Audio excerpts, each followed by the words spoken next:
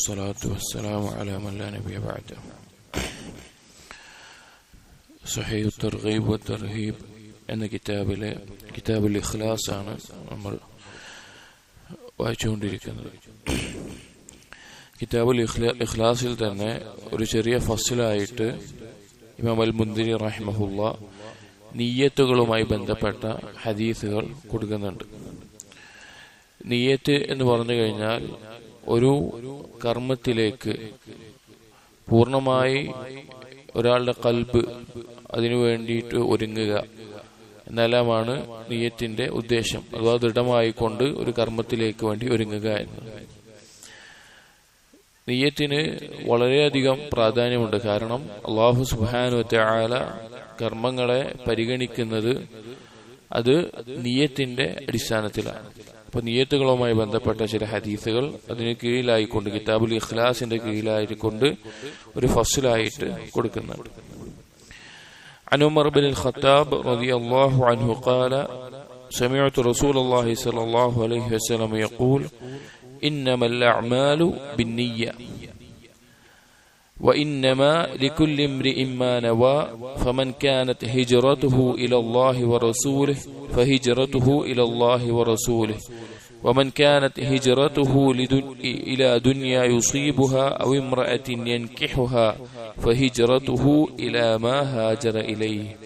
വളരെ പ്രശസ്തമായിട്ടുള്ള ഒരുപാട് ഹദീസ് ഗ്രന്ഥങ്ങളിൽ ആദ്യത്തെ ഹദീസായി കൊടുത്തിട്ടുള്ളതാണ്. ഇത് ദീനിന്റെ പല മസ്അലകളിലും അതിന്റെ ഭാഗമായി വരുന്ന ഹദീസുമാണ്. ഇന്നമൽ അഅ്മാലു ബിന്നിയ്യ, ചില റിവായത്തുകളിൽ ബിന്നിയ്യാത്ത്, കർമ്മങ്ങൾ നിയ്യത്തിന്റെ അടിസ്ഥാനത്തിലാണ്. അഥവാ ഒരു കർമ്മം ഫർളും നഫ്ലുമായിട്ട് നിർബന്ധമാണോ ഐച്ഛികമാണോ എന്ന് വേർതിരിയുന്നതും അള്ളാഹുവിന് വേണ്ടിയാണോ അതല്ല മറ്റുള്ളവർക്ക് വേണ്ടിയാണോ എന്നുള്ളതെല്ലാം വേർതിരിയുന്നത് നിയ്യത്തിന്റെ അടിസ്ഥാനത്തിലാണ്. വഇന്നമാ ലികുല്ലി ഇംരിഇൻ മാ നവാ, ഓരോരുത്തർക്കും അള്ളാഹു പ്രതിഫലം നൽകുന്നത് അവൻ എന്താണോ നിയ്യത്ത് വെച്ചത് അതായിരിക്കും അവന് പ്രതിഫലം ലഭിക്കുക, അവന് ജസാ ആയിട്ട് ലഭിക്കുക. ഫമൻ കാനത് ഹിജ്റതുഹു ഇലല്ലാഹി വറസൂലിഹി, ആരുടെ ഹിജ്റയാണോ അള്ളാഹുലേക്കും റസൂലിലേക്കും ആകുന്നത്, അഥവാ അള്ളാഹുവിനെയും റസൂലിനെയും ഉദ്ദേശിച്ച് അഥവാ അള്ളാഹുവിന്റെ തൃപ്തി ഉദ്ദേശിച്ച് ആരാണോ കർമ്മങ്ങൾ ചെയ്യുന്നത് റസൂലുള്ളാഹിന്റെ സുന്നത്ത് അനുസരിച്ച്, ഫഹിജ്റതുഹു ഇലല്ലാഹി വറസൂലിഹി, അവന്റെ ഹിജ്റ അവൻ ഉദ്ദേശിച്ചതുപോലെ അള്ളാഹുവിന് വേണ്ടിയുള്ളതായിരിക്കും. വമൻ കാനത് ഹിജ്റതുഹു ഇലാ ദുനിയാ യുസീബുഹാ, ഇനി ആരെങ്കിലും ഹിജ്റ ദുനിയാവിൽ എന്തെങ്കിലും നേട്ടത്തിന് വേണ്ടിയിട്ടോ അവ ഇംറഅത്തിൻ യൻകിഹുഹാ, അല്ലെങ്കിൽ ഏതെങ്കിലും ഒരു സ്ത്രീയെ വിവാഹം കഴിക്കാനോ ആയിട്ടാണെങ്കിൽ ഫഹിജ്റതുഹു ഇലാ മാ ഹാജറ ഇലൈഹി, അവൻ ഏതൊരു ഉദ്ദേശത്തിലാണോ ഹിജ്റ ചെയ്യുന്നത് ആ ഉദ്ദേശമാണ്, അതിന്റെ പ്രതിഫലമാണ് അവന് ലഭിക്കുകയുള്ളൂ. ഹിജ്റ എന്നത് ദീനിൽ പഠിപ്പിച്ചിട്ടുള്ള അന്ത്യനാൾ വരെ നിലനിൽക്കുന്ന വലിയ ഒരു ഇബാദത്താണ്. ഇന്തിഖാലു മിൻ ബലദിൽ കുഫ്രി ഇലാ ബലദിൽ ഇസ്ലാം, കുഫറിന്റെ നാട്ടിൽ നിന്ന് ഇസ്ലാമിന്റെ നാട്ടിലേക്ക് ഇസ്ലാം അനുസരിച്ച് ജീവിക്കാൻ സാധിക്കാതെ ഒരു നാട്ടിൽ വരുമ്പോൾ അവിടെ നിന്ന് ഇസ്ലാമിന്റെ നാട്ടിലേക്ക് പോകുന്നതാണ് അടിസ്ഥാനപരമായ ഹിജ്റ. അതല്ലാതെ ഭയപ്പാടുള്ള നാടിൽ നിന്ന് നിർഭയത്വമുള്ളതിലേക്ക് പോവുക, പാപങ്ങൾ കൂടുതൽ നടക്കുന്ന നാടുകളിൽ നിന്ന് അള്ളാഹുവിനനുസരിക്കുന്ന നാടിലേക്ക് പോവുക, ബിദ്അത്തിന്റെ നാടുകളിൽ നിന്ന് സുന്നത്തിന്റെ നാടുകളിലേക്ക് പോവുക, ഇതെല്ലാം ഹിജ്റയുടെ ഭാഗമാണ്. പക്ഷേ പ്രധാനമായും ഉദ്ദേശിക്കുന്നത് കുഫറിന്റെ നാട്ടിൽ നിന്ന് ഇസ്ലാമിന്റെ നാട്ടിലേക്ക്. അപ്പൊ സ്വന്തം ജീവിതത്തിന്റെ എല്ലാ മേഖലകളും കച്ചവടവും സ്വത്തും സമ്പത്തും ഒക്കെ ഇട്ടിട്ട് ആൾക്കാർ പോകുന്നത്, അവിടെയാണ് നബി സല്ലല്ലാഹു അലൈഹി വസല്ലമ ഈ കാര്യം പറയുന്നത്. അത്ര ത്യാഗം സഹിക്കുമ്പോഴും നിയ്യത്തിനെ പരിശോധിക്കണം. വേറൊരു നാട്ടിൽ പോയി അവിടെ ദുനിയവിയായിട്ട് കുറെ നേട്ടങ്ങൾ നേടാൻ അല്ലെങ്കിൽ ഒരു സ്ത്രീയെ വിവാഹം കഴിക്കാൻ, ഇവിടെ ദുനിയാവും സ്ത്രീയും പറയാനുള്ള കാരണം എന്താ? ഒരു മനുഷ്യന്റെ നിയ്യത്തിനെ തെറ്റിക്കുന്ന ഏറ്റവും വലിയ തെറ്റിക്കാൻ സാധ്യതയുള്ള രണ്ട് കാരണങ്ങളാണ് ദുനിയാവും സ്ത്രീയും എന്നുള്ളത്. ഒരു മനുഷ്യനെ സംബന്ധിച്ചിടത്തോളം വലിയ ഫിത്നകളായിരിക്കും രണ്ടും. അതുകൊണ്ടാണ് ആ രണ്ടെണ്ണത്തിന്റെ പ്രത്യേകം എടുത്തു പറഞ്ഞത്. അപ്പൊ അങ്ങനെ വല്ല ഉദ്ദേശവുമാണെങ്കിൽ അവരുദ്ദേശിച്ചത് എന്തോ അതാണ് അവർക്ക് ഉണ്ടാവുകയുള്ളൂ, അള്ളാഹുവിന്റെ അടുക്കൽ ഒന്നും ഉണ്ടാവുകയില്ല. ഇസ്ലാമിൽ ഹിജ്റ രണ്ട് തരത്തിലുണ്ട്. ഹിജ്റത്തുൽ മക്കാനുമുണ്ട്, ഹിജ്റത്തുൽ അമലുമുണ്ട്. ഹിജ്റത്തുൽ മക്കാനാണ് നമ്മൾ പറഞ്ഞ ഒരു നാട്ടിൽ നിന്ന് വേറൊരു നാട്ടിലേക്ക് പോവുക എന്നുള്ളത്.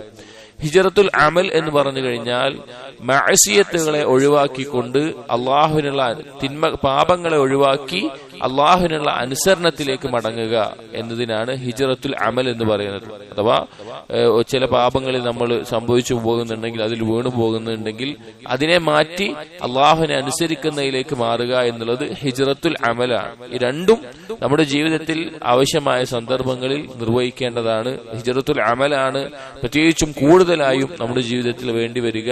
അപ്പോ ഹിജ്റ എന്ന് പറഞ്ഞു കഴിഞ്ഞാൽ ഈ രണ്ടാശയത്തിലും നമ്മൾ മനസ്സിലാക്കണം. ഇവിടെ ഈ ഹദീസിന്റെ പ്രാധാന്യം ഇന്നമൽ അഅ്മാലു ബിന്നിയ്യ, നിയ്യത്ത് അനുസരിച്ച് മാത്രമാണ് അള്ളാഹുവിന്റെ അടുക്കൽ കർമ്മങ്ങൾ ഉണ്ടാകുന്നതും അതിന് പ്രതിഫലം നൽകപ്പെടുന്നതും. അടുത്ത ഹദീസ് വഅൻ ആയിഷ റളിയല്ലാഹു അൻഹാ قالت قال رسول الله صلى الله عليه وسلم യഗ്സു ജയ്ഷുൻ അൽ കഅബ. നബി സല്ലല്ലാഹു അലൈഹി വസല്ലം പറയാണ്, ഒരു സംഘം കഅബയ്ക്ക് നേരെ യുദ്ധവുമായിട്ട് വരും. കഅബയ്ക്ക് നേരെ വരും, അഥവാ ഇസ്ലാമിന്റെ പേരിൽ അറിയപ്പെടുന്ന തന്നെ ചില ആളുകൾ വരും. ഫൈദാ കാനൂ ബിബൈദാ മിനൽ അർദ്, അങ്ങനെ ഭൂമിയിൽ വിശാലമായിട്ടുള്ള ഒരു പ്രദേശത്ത്, ബിബൈദ എന്നുള്ളത് മദീനയിലെ ഒരു പ്രദേശമാണ് എന്നും ഉലമാക്കൾ പറഞ്ഞത് കാണാം. അല്ലെങ്കിൽ ഭൂമിയിലെ വിശാലമായ പ്രദേശത്ത് അവരവിടെ എത്തുമ്പോൾ യുഖ്സഫു ബി അവ്വലിഹിം വ ആഖിരിഹിം, അവരിലെ ആദ്യക്കാരെയും അവസാനക്കാരെയും എല്ലാം ഉൾക്കൊള്ളിച്ചുകൊണ്ട് ഭൂമിയുടെ ഗർത്തത്തിലേക്ക് അവർ വീഴും. അഥവാ ഭൂമി അവരെ വിഴുങ്ങിക്കളയും, ഒരു ഗർത്തത്തിലേക്ക് അവർ പോകും. ഖാലത്ത് ഖുൽതു, ആയിഷ റളിയല്ലാഹു അൻഹ പറയാണ്, ഞാൻ ആ സമയം ചോദിച്ചു, യാ റസൂലല്ലാഹ്, അല്ലാഹുവിന്റെ റസൂലേ, കൈഫ യുഖ്സഫു ബി അവ്വലിഹിം വ ആഖിരിഹിം വഫീഹിം അസ്വാഖുഹും വമൻ ലൈസ മിൻഹും. റസൂൽ, എങ്ങനെയാണ് അവരെ മൊത്തമായിട്ട്, ഒരു നാടിനെ മൊത്തം ആ ഭൂമി വിഴുങ്ങിക്കളയുക, അല്ലെങ്കിൽ ഗർത്തത്തിൽ വീഴുക? അവിടെ അവരെ കൂട്ടത്തിൽ പെടാത്ത കച്ചവടവുമായി ബന്ധപ്പെട്ടിട്ടും മറ്റു പല കാര്യങ്ങൾക്കും വന്ന ആളുകളും ആ നാട്ടിലുണ്ടാകില്ലേ? അങ്ങനെയുള്ള ആളുകൾ ഉണ്ടാവുമല്ലോ. അപ്പൊ എങ്ങനെയാണ് അത് മൊത്തത്തിൽ വിഴുങ്ങിക്കളയുക?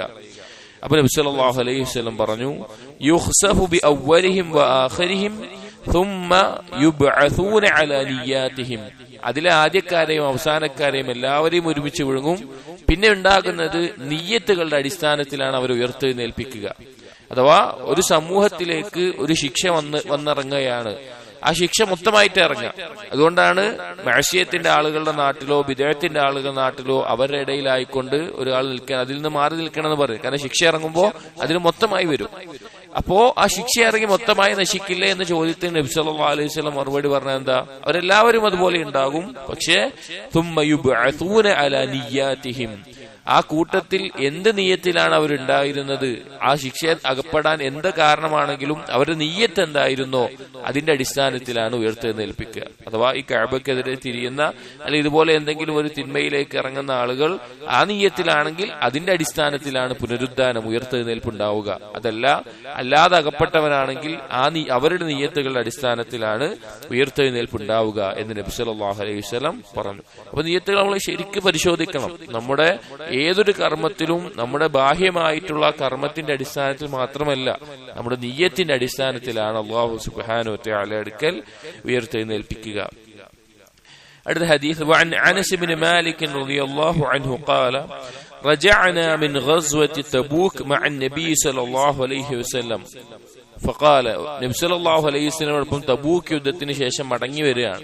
ഒരുപാട് ത്യാഗം സഹിച്ച, ബുദ്ധിമുട്ടുകളും കഷ്ടപ്പാടുകളും സഹിച്ച യുദ്ധമാണ് തബൂക്ക് യുദ്ധം. ആ മടങ്ങി വരുന്ന സന്ദർഭത്തിൽ നബി സല്ലല്ലാഹു അലൈഹി വസല്ലം പറഞ്ഞു, ഇന്ന അഖ്വാമൻ ഖൽഫനാ, നമ്മുടെ പിന്നിലുള്ള അഥവാ നമ്മളൊപ്പമില്ലാത്ത മദീനത്തുള്ള ചില ആളുകൾ, ബിൽ മദീന മാ സലക്നാ ശിഅബൻ വലാ വാദിയൻ ഇല്ലാ വഹും മഅനാ, നമ്മളൊരു താഴ്വരയോ അതുപോലെ തന്നെ ഒരു പ്രദേശമോ കടന്നു പോകുന്നില്ല അവർ നമ്മോടൊപ്പമില്ലാതെ. മദീനയിലുള്ള നമ്മുടെ സഹോദരങ്ങൾ നമ്മോടൊപ്പമില്ലാതെ ഒരു താഴ്വരയും നമ്മൾ കടന്നു പോകുന്നില്ല എന്ന് പറഞ്ഞു. ഹബസഹും അൽ ഉദ്ർ, അവരവിടെ യുദ്ധത്തിന് വരാതിരിക്കാനുള്ള കാരണം അവർക്ക് ന്യായമായ കാരണങ്ങൾ ഉള്ളത് കൊണ്ടാണ് അവർ യുദ്ധത്തിന് വരാതിരുന്നത്. ഇതേ ആശയത്തിലുള്ള മറ്റൊരു റിവായത്തിൽ ലഖദ് തറക്തും ബിൽ മദീന അഖ്വാമൻ മാ സിർതും മസീറൻ വലാ അൻഫഖ്തും മിൻ നഫഖത്തിൻ വലാ ഖതഅതും മിൻ വാദിൻ ഇല്ലാ വഹും മഅകും. നബി സല്ലല്ലാഹു അലൈഹി വസല്ലം പറഞ്ഞു, നിങ്ങളൊരു ഏതൊരു പ്രദേശത്തിലൂടെ പോകുമ്പോഴും എന്ത് നിങ്ങൾ ചെലവഴിക്കുമ്പോഴും അവർ നിങ്ങളുടെ ഒപ്പം ഉണ്ട് എന്ന് പറഞ്ഞു. അപ്പൊ ചോദിച്ചു സഹാബികൾ, യാ റസൂലല്ലാഹ് വകൈഫ യകൂനൂൻ മഅനാ വഹും ബിൽ മദീന, അവരെങ്ങനെയാണ് ഞങ്ങളുടെ ഒപ്പം ഉണ്ടാവുക? അവർ മദീനത്തല്ലേ ഉള്ളത്? ഖാല, അപ്പോൾ നബി സല്ലല്ലാഹു അലൈഹി വസല്ലം പറഞ്ഞു ഹബസഹും അൽ മറദ്, അവർ രോഗം കാരണമാണ് അവർക്ക് വരാൻ സാധിക്കാതിരുന്നത്. അതായത് തബൂക്ക് യുദ്ധത്തിന് പോകുന്ന സന്ദർഭത്തിൽ യുദ്ധത്തിന് പോകാൻ മാത്രം യുദ്ധ സാമഗ്രികളോ വാഹനങ്ങളോ ഒന്നും ഇല്ലാത്ത കുറെ സഹാബികൾ നബി സല്ലല്ലാഹു അലൈഹി വസല്ലം വന്നിട്ട് ചോദിച്ചു, ഞങ്ങൾക്ക് വാഹനമോ അല്ലെങ്കിൽ യുദ്ധത്തിനുള്ള ആ സാധനം തന്നെ ഞങ്ങൾ വരാമെന്ന് പറഞ്ഞു. പക്ഷെ നബി സല്ലല്ലാഹു അലൈഹി വസല്ലം അടുക്കൽ കൊടുക്കാനൊന്നും ഉണ്ടായിരുന്നില്ല. അങ്ങനെ അവര് വരാൻ പറ്റിയില്ല. ഒരു ന്യായമായ ഒരു കാരണമാണ്, അവർക്ക് വരാനുള്ള ഒരു സൗകര്യവും ഇല്ല. അതുപോലെ തന്നെ വേറെ ചിലർ വരാൻ വേണ്ടി അതിയായി ആഗ്രഹിച്ചു, പക്ഷെ അവരുടെ രോഗം കാരണത്താൽ അവർക്ക് വരാൻ സാധിച്ചില്ല. പക്ഷെ നബി സല്ലല്ലാഹു അലൈഹി വസല്ലം പറഞ്ഞ എന്താ, അവര് നമ്മോടൊപ്പമുണ്ട്. അഥവാ ആ യുദ്ധം ചെയ്യുമ്പോൾ അവർ സഹിച്ച ത്യാഗവുമെല്ലാം അവരുടെ നിയ്യത്തുകൾ കൊണ്ട് അവർ ഇവരുടെ ഒപ്പം എത്തുന്ന അവസ്ഥയിലാണ് ഉണ്ടായത്. അതാണ് ഒരു സിദ്ഖോടുകൂടി ഒരു നിയ്യത്ത് നമുക്കുണ്ട് എങ്കിൽ ആ കർമ്മം ചെയ്യാൻ സാധിക്കാതെ വരുന്ന തടസ്സങ്ങൾ, രോഗമോ മറ്റു ബുദ്ധിമുട്ടുകളോ കാരണത്താൽ അത് തടസ്സപ്പെട്ടിട്ടുണ്ടെങ്കിൽ കൂടി നമ്മുടെ നിയ്യത്തിലെ സിദ്ഖ് അള്ളാഹു അറിഞ്ഞാൽ ആ കർമ്മം ചെയ്തവനെ പോലെ അതിന്റെ സ്ഥാനത്തെത്തുന്നതാണ് നിയ്യത്ത് കൊണ്ട് ഓരോ ആളും. അതുകൊണ്ട് ഏതൊരു സന്ദർഭത്തിലും നിയ്യത്തിനെ നമ്മൾ പരിശോധിക്കണം. അപ്പൊ നമുക്ക് ചിലപ്പോ സ്വതക്ക കൊടുക്കാനോ അല്ലെങ്കിൽ വേറെ ഏതെങ്കിലും കർമ്മങ്ങൾ നിർവഹിക്കാനോ നമുക്ക് ചിലപ്പോൾ ത്വാഖത്ത് ഉണ്ടായിക്കൊള്ളുന്നില്ല. പക്ഷെ നമ്മൾ എന്ത് ചെയ്യണം, സിദ്ഖോട് കൂടിയുള്ള നിയ്യത്തുകൾ നമുക്ക് ഉണ്ടായിരിക്കണം. എനിക്ക് പണം ഉണ്ടായിരുന്നെങ്കിൽ ഞാനിങ്ങനെ സ്വതക്ക കൊടുക്കാമായിരുന്നു എന്നുള്ള നിയ്യത്ത്, അത് എത്രത്തോളം സിദ്ഖോട് കൂടി ആകുന്നുവോ നമ്മുടെ ആ കർമ്മം ചെയ്യുന്നവരുടെ സ്ഥാനത്തേക്ക് എത്തുമെന്ന് വേറെയും ഹദീസുകളിൽ നബി സല്ലല്ലാഹു അലൈഹി വസല്ലമ പഠിപ്പിച്ചിട്ടുള്ള കാര്യമാണ്. ഇൻഷാ അല്ലാഹ് വേറെയും ഹദീസുകൾ ഈ ബാബിൽ വരുന്നുണ്ട്. അപ്പോൾ നമ്മുടെ നിയ്യത്തുകളെ പരിശോധിക്കുകയും അത് വീണ്ടും വീണ്ടും സത്യസന്ധമാക്കുകയും ഇഖ്ലാസ് ഉള്ളതാക്കുകയും ചെയ്യുക. അല്ലാഹു തൗഫീഖ് നൽകട്ടെ. അസ്സലാമു അലൈക്കും വറഹ്മത്തുള്ളാഹി വബറകാതുഹു.